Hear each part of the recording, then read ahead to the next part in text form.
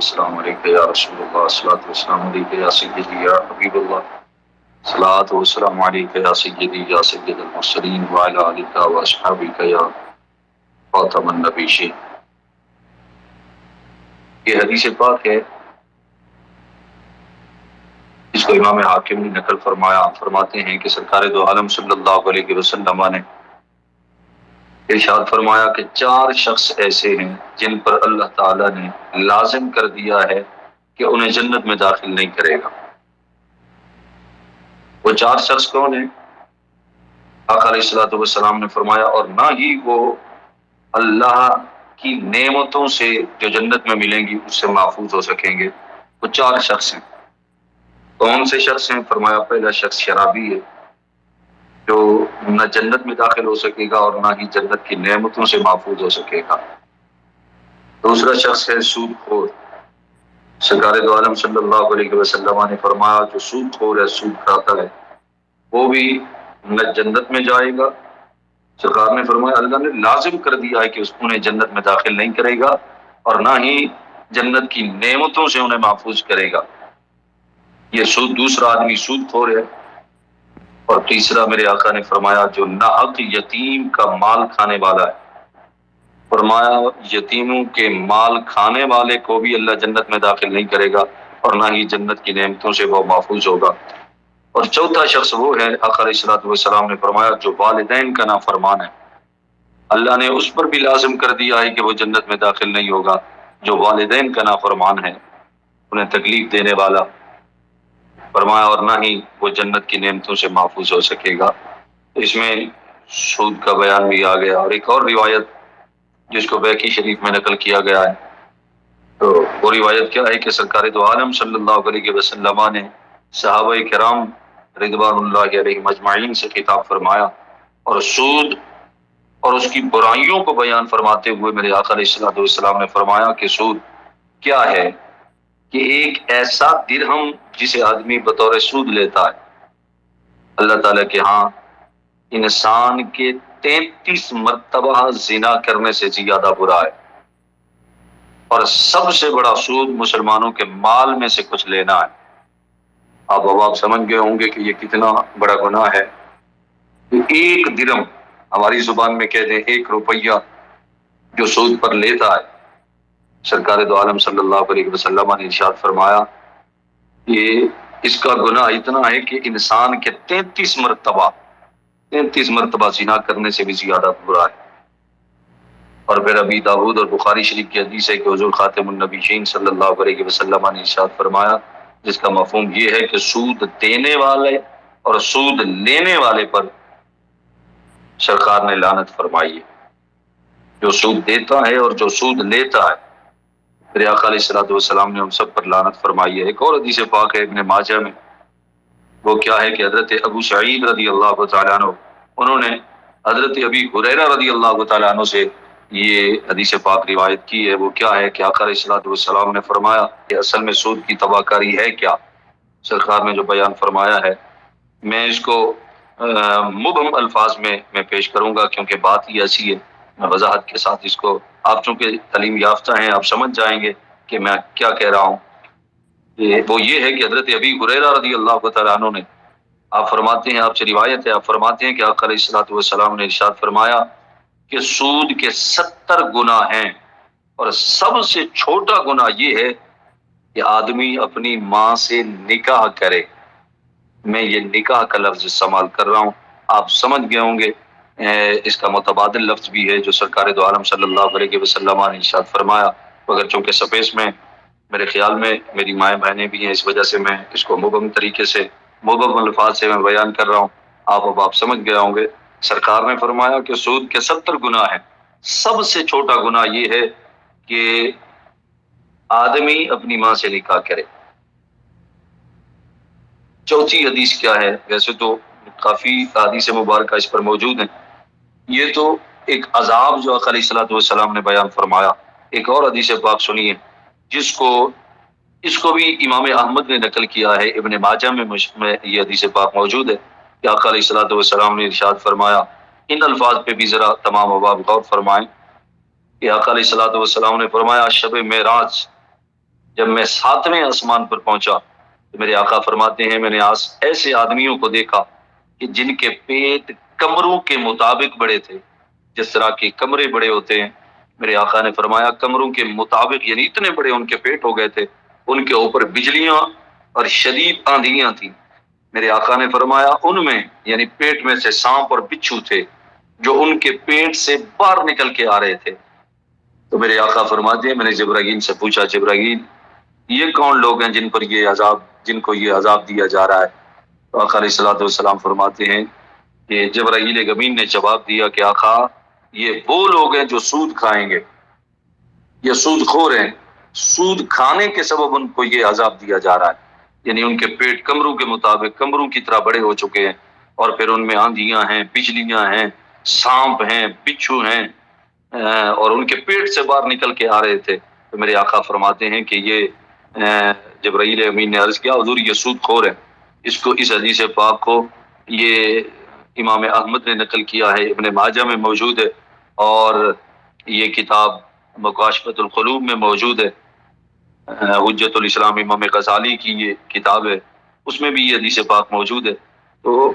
یہ ہے سود کی، یعنی ایک دن ہم سود کھانے والے پر اللہ تعالیٰ کا کتنا عذاب ہے، یعنی قبر میں کتنا عذاب ہوگا، حشر میں کتنا عذاب ہوگا۔ اب آگے چلتے ہیں،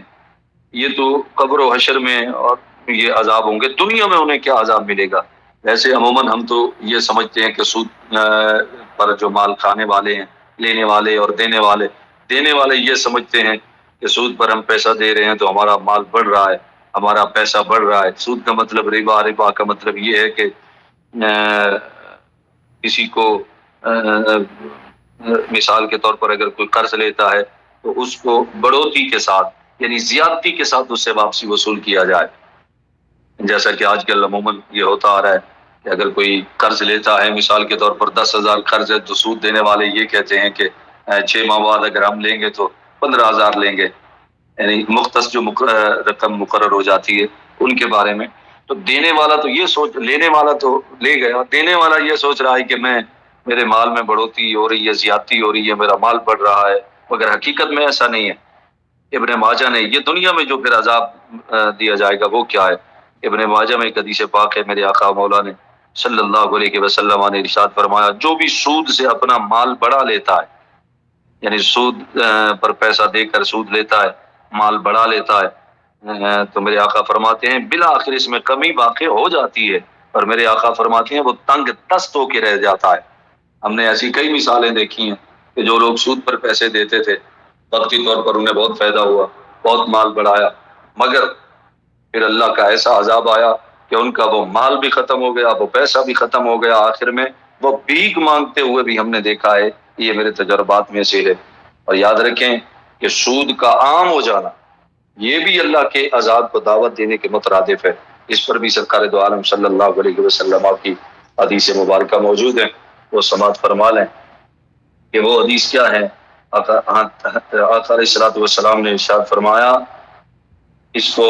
یہ مکاشفۃ القلوب میں بھی یہ حدیث پاک موجود ہے کہ میرے آقا نے فرمایا، امام احمد نے یہ حدیث پاک نقل فرمائی ہے کہ میرے آقا علیہ الصلوۃ والسلام نے فرمایا کہ کوئی ایسی قوم نہیں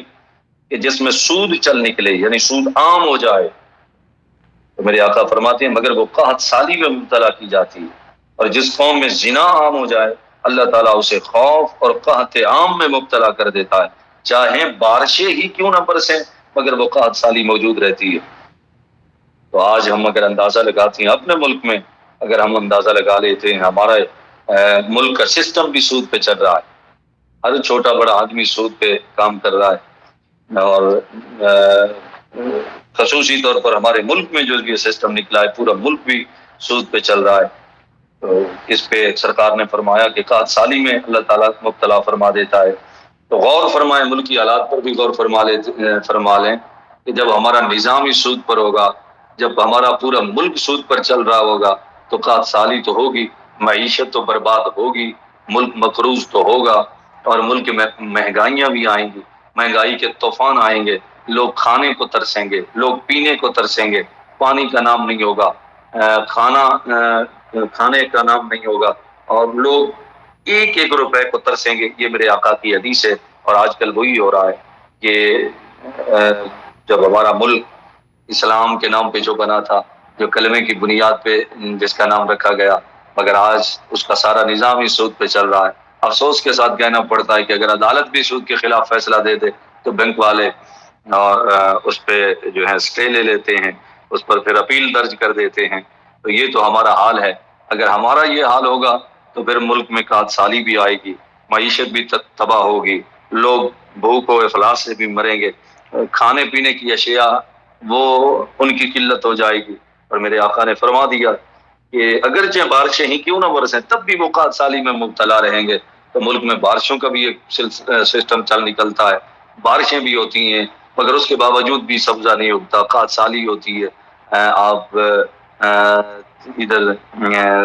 تھل میں چلے جائیں، سندھ کا ایریا میں چلے جائیں تو لوگ پانی کی قلت کی وجہ سے مر رہے ہیں۔ یہاں چولستان میں چلے جائیں، پانی کی قلت ہے، کھانے پینے کی اشیاء کی قلت ہے، لوگ بھوک سے مر رہے ہیں۔ اس کی وجہ یہ ہے کہ ہمارا نظام سود پر کھڑا ہے، نظام سود پر کھڑا ہے۔ قبر و حشر میں جو عذاب ملنا ہے، دنیا میں بھی اس کا اللہ تعالیٰ ان کو عذاب میں مبتلا کر دیتا ہے۔ اور یہ میرے آقا کی حدیث پاک ہے۔ ایک اور حدیث پاک میں آپ سب دوستوں کی سماعتوں کی نظر کرنے لگا ہوں، اس نیت کے ساتھ کہ اگر ان دوستوں میں سے کوئی ایک بھی اس پر عمل کر گیا تو ہم سب کا بیڑا پار ہو جائے گا۔ وہ کیا ہے؟ ایک بیکی شریف میں ایک حدیث پاک ہے کہ سرکار دو عالم صلی اللہ علیہ وسلم نے ارشاد فرمایا، اس امت کا ایک گروہ کھانے پینے اور عیش و آرام میں رات بسر کرے گا، صبح کے وقت ان کی صورتیں مسخ ہوں گی، وہ بندر اور خنزیر ہوں گے۔ یہ قیامت کے قریب یہ سب معاملات ہوں گے۔ اور میرے آقا نے فرمایا وہ زمین میں دھنس جائیں گے، ان پر پتھر برسائے جائیں گے، لوگ کہیں گے کہ فلاں گھر زمین میں دھنس گیا اور ان پر پتھروں کی بارش ہوگی جیسے قوم لوط پر کی گئی تھی۔ ان پر یہ مصیبت کیوں آئے گی؟ تو میرے آقا نے فرمایا ان کی شراب نوشی، ریشمی لباس پہننے، گانے بجانے کی محفلیں منعقد کرنے، سود کھانے، صلہ رحمی سے ہاتھ کھینچ لینے کے سبب یہ سارے عذاب ان پہ نازل ہو جائیں گے۔ اب اس پر اگر غور کریں گے، یہ 3-4 باتیں جو میرے آقا نے ارشاد فرمائی ہیں، اگر ان سب پر بھی غور کر لیں اور اپنے ملک کے حالات پر بھی غور کر لیں تو بات سب سمجھ آ جاتی ہے کہ آج ہمارا ملک سب سے پیچھے کیوں ہے۔ میں تو سمجھتا ہوں کہ قحط سالی میں مبتلا ہیں ہم، قحط سالی میں مبتلا ہیں ہم جن کے پاس پیسہ ہے سو ہے، مگر ہم نے پورے ملک کا اگر ہم موازنہ کریں، حالات دیکھیں، آپ بھی سوشل میڈیا پہ بیٹھے ہوئے ہیں، حالات دیکھ رہے ہیں، یہ سب اسی سبب سے ہو رہا ہے کہ میرے آقا نے فرمایا یہ ان کی صورتیں مسخ ہوں گی، یہ صورتیں مسخ ہونے والی بات، یہ قرب قیامت، بندر اور خنزیر ہو جائیں گے، زمین میں دھنس جائیں گے، ان پر پتھر برسائے جائیں گے، لوگوں کے گھر زمین میں دھنس جائیں گے، پتھروں کی ایسی بارش ہوگی جیسے قوم لوط پر کی گئی تھی۔ اور سبب کیا ہوگا، وجہ کیا ہوگی کہ لوگ شراب نوشی کریں گے۔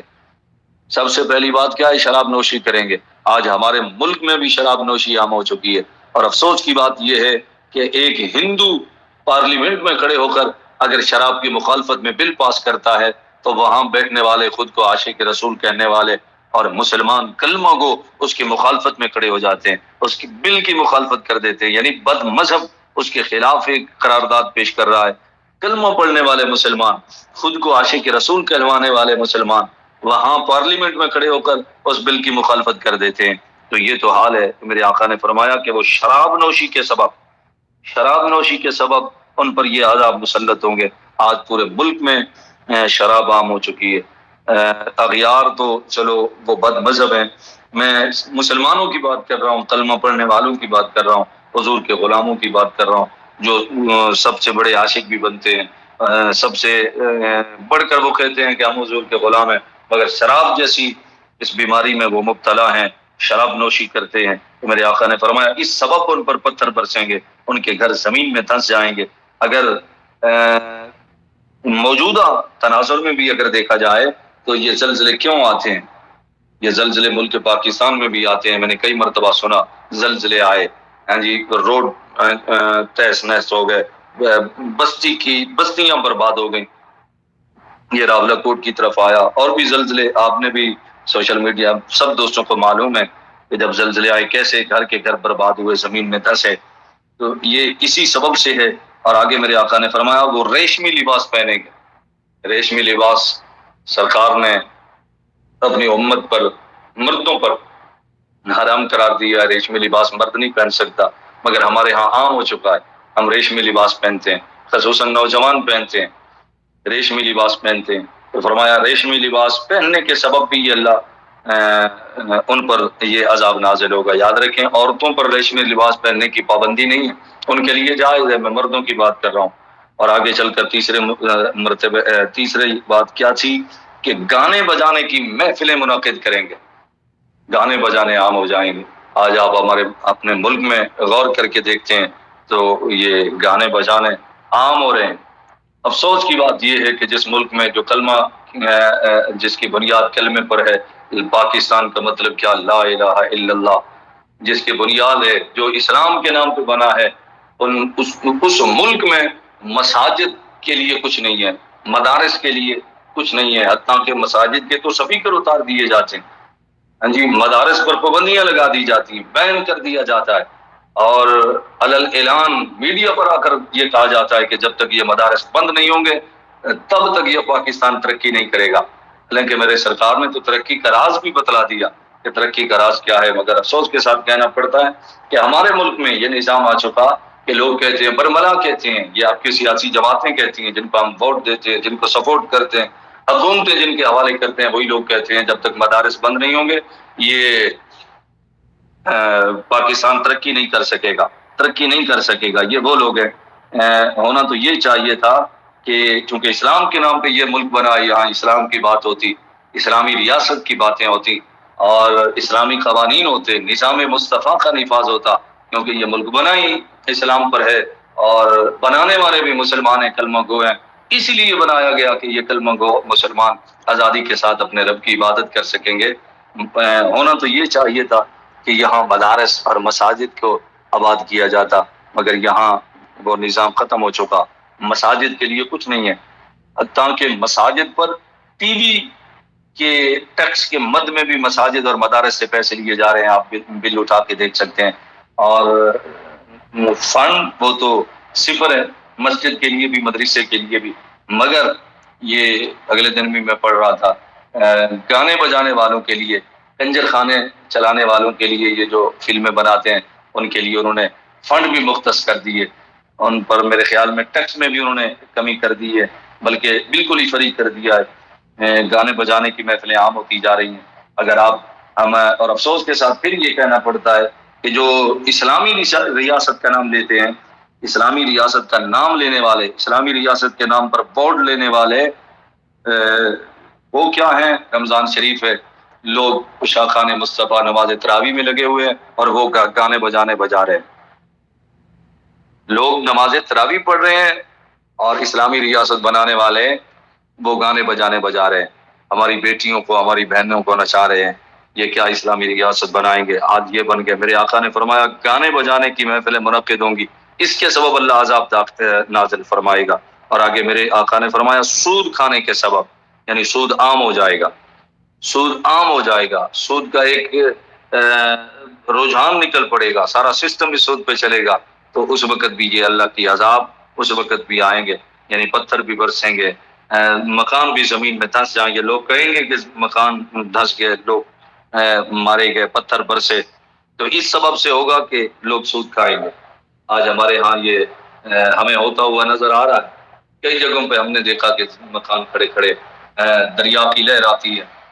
بستی کی بستی دریا برد ہو جاتی ہے، پہاڑی ایریے میں چلے جائیں زلزلے آتے ہیں،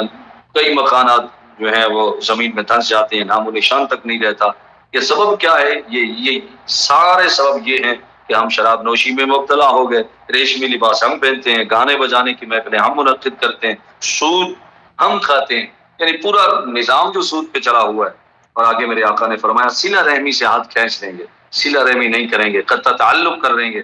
یہ ان کے اخلاق کیسے ہوں گے؟ وہ صلہ رحمی نہیں کریں گے، فرمایا صلہ رحمی نہ کرنے کے سبب بھی ان پر یہ عذاب جو ہے وہ نازل ہو جائیں گے۔ تو آج یہ سارا ہم دیکھ رہے ہیں سرکار کی حدیث کے روح سے کہ وہ نظام آتا جا رہا ہے، وہ ماحول بنتا جا رہا ہے، لوگ دین سے دور ہوتے جا رہے ہیں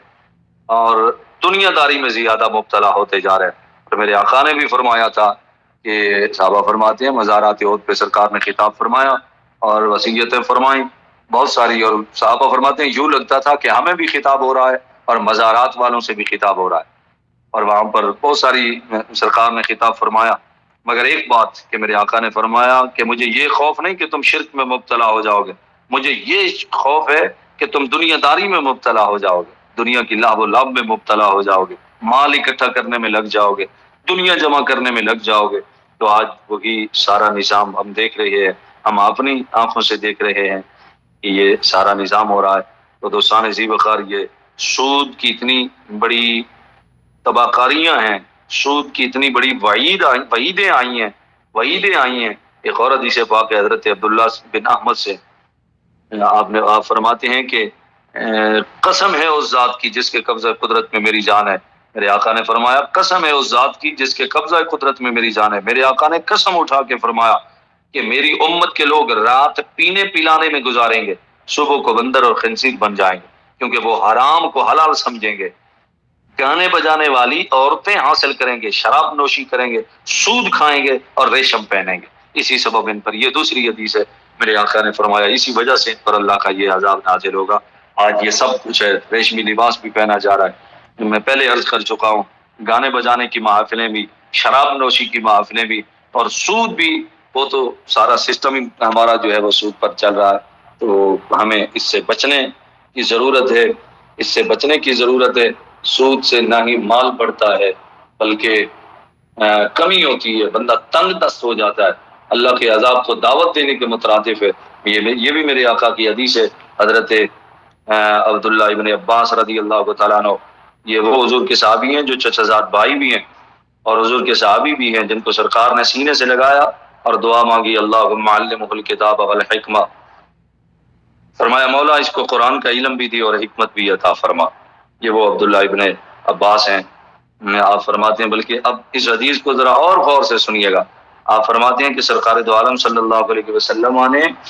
پھل کو بڑا ہونے اور پک جانے سے قبل بیچنے سے بھی منع فرما دیا، یعنی جب تک پھل پکے نہیں، بڑا نہ ہو، پک نہ جائے، اس سے پہلے آپ بیچ بھی نہیں سکتے، کہ سرکار نے یہ بھی منع فرما دیا۔ اور آگے فرمایا کہ جب کسی بستی میں سود اور زنا عام ہو جائے، جب کسی بستی میں سود اور زنا عام ہو جائے، جس ملک میں سود اور زنا عام ہو جائے، تو انہوں نے اپنے آپ کو اللہ تعالیٰ کے عذاب کا مستحق بنا لیا، یعنی انہوں نے اللہ کے عذاب کو دعوت دے ڈالی کہ جو سود میں مبتلا ہو گئے۔ تو سود کی تباہ کاریاں بہت سارے حدیث مبارکہ اس میں موجود ہیں، قرآن پاک کے آیات مبارکہ بھی موجود ہیں، مگر وقت کی قلت ہوتی ہے، اس لیے یہ سارے بیان کرنا جو ہے وہ وقت کو بھی دیکھنا ہوتا ہے، سارے بیان نہیں کیے جا سکتے۔ تو دعا کرتا ہوں کہ اللہ تعالی ہمیں سود جیسی بیماری سے اب محفوظ رکھے اور سرکار کے تصدق سے ہم پر رحم فرمائے اور سرکار کی شریعت پہ عمل کرنے کی توفیق عطا فرمائے۔ یہ بھی دعا کرتا ہوں کہ اللہ ہمیں اس راستے پہ چلائے جس پہ خدا بھی راضی ہو اور مصطفیٰ کریم بھی راضی ہوں، اور اس راستے سے بچائے جس سے اللہ بھی ناراض ہو اور میرے مصطفیٰ بھی ناراض ہوں۔ اللہ تعالیٰ ہمارے صالحہ کی توفیق عطا فرمائے۔ وآخر دعوانا ان الحمد للہ رب العالمین۔